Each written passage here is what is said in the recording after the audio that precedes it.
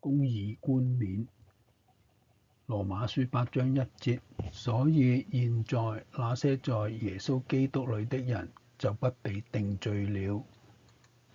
我深刻體會到喺基督耶穌裏邊嘅地位，並唔係因為我行為好，而係因為主為我付出咗代價，免咗我嘅債。有時我會不自覺咁坐咗上審判台上邊，好似主喺馬太福音7章3至5節所講，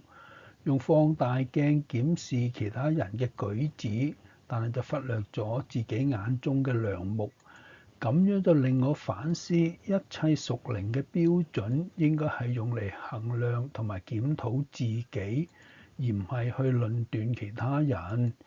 我渴望好似保羅一樣，好似佢喺提摩太後書4章7至8節所講，擁有清晰嘅人生方向同埋目標。那美好的仗我已經打過了，當跑的路我已經跑盡了，所信的道我已經守住了。我領悟到生命中要打幾多嘅仗，路途有幾長，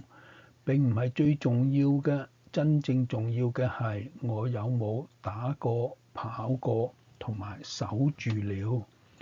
呢個係一個屬靈建造嘅結果，亦都係榮耀嘅構成。主睇重嘅唔係我跑得有幾咁快，排喺第幾位，而係我有冇盡咗力去跑。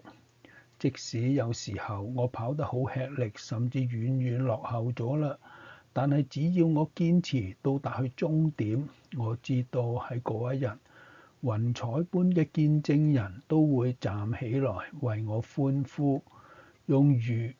雷嘅掌聲去迎接我。我不單單係為咗得救，更加係為咗嗰一份嘅賞賜。恩典嘅冠冕係人人都可得嘅，只要我打完嗰場美好嘅仗，跑完當跑嘅路，守住當信嘅道，喺嗰一日，公義嘅冠冕必定會賜俾好似我咁樣忠心跟隨、愛慕主顯現嘅人。親愛嘅主，感謝你賜下咗豐盛嘅恩典，求你賜俾我有毅力同埋勇氣去面對生活中嘅每一場屬靈嘅爭戰。願我嘅一生都能夠守住對你嘅信心，直到見到你嘅面嗰一日，能夠領受到嗰份為我預備咗嘅公義冠冕。奉主耶穌基督嘅名求，阿門。